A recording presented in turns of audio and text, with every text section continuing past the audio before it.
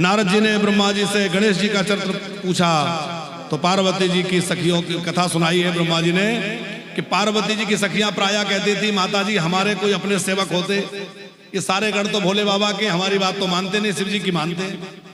पार्वती जी कहती थी सब हमारे ही तो हैं। पर एक दिन माता पार्वती किसी सरोवर में स्नान कर रही थी, गणों को कहा कि कोई अंदर ना आए। बोले ठीक है माता जी।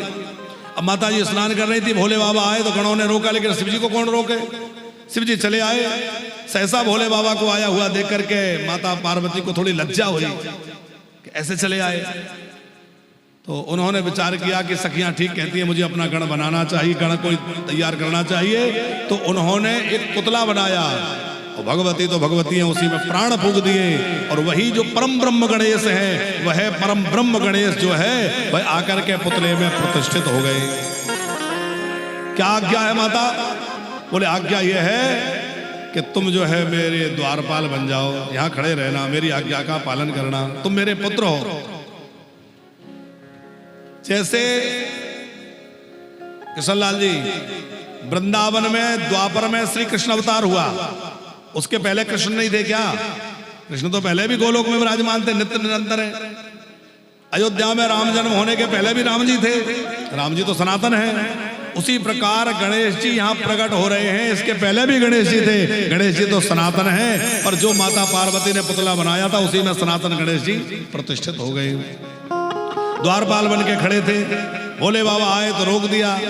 भोले बाबा ने समझाया, गणों ने समझाया, गणों के साथ युद्ध होने लगा। सारे गणों को गणेश जी ने परास्त कर दिया, सारे गण पराजित हो गए। तो भोले बाबा को क्रोध आया, त्रिशूल मारा तो शिरच्छेदन हो गया। और माता पार्वती को पता चला कि सिर कट गया, बड़ी कुपित हो गई, लगता था कि प्रलय मचा देंगी, पृथ्वी कांपने लगी।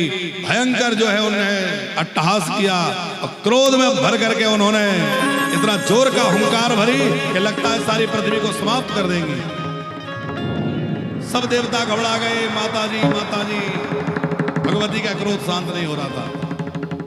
तब जो है भोले बाबा ने प्रार्थना करी, देवी शांत हो जाओ। बोले पहले मेरे पुत्र को जीवित करो। भोले बाबा ने गणों को भेजा कि जो माँ अपने पुत्र की तरफ पीट करके सो रही हो उसी के बच्चे का मस्तक ले आना। एक हथनी का बच्चा हाथी पेट करके सो रहा था, माँ हथनी, उसी के बच्चे का मस्तक ले आए, गणेश जी के लगाया और गणेश जी खड़े हो गए। एक शर्त ये भी रखी थी पार्वती जी ने कि मेरे पुत्र को प्रथम पूज्य बनाओ। तो ऐसी भी किस पुराणों में कथा है कि गणेश जी को प्रथम पूज्य बनाने के पहले भगवान नारायण ही पूज्य थे, प्रथम पूज्य। गणेश जी को प्रथम पूज्य बना दिया गया और सब देवताओं ने गणेश जी की जय जयकार करी और सब देवताओं ने पूजा करी और अपना गणपति माने गणों के अधिपति, गणनायक माने अपना नायक बना लिया। बोले गणपति भगवान की, गणनायक भगवान की जय हो। हम लोग गणेश जी का दर्शन करेंगे और गणेश जी का पूजन करते हुए आज की कथा को यही विश्राम करेंगे। बोले गणपति भगवान की।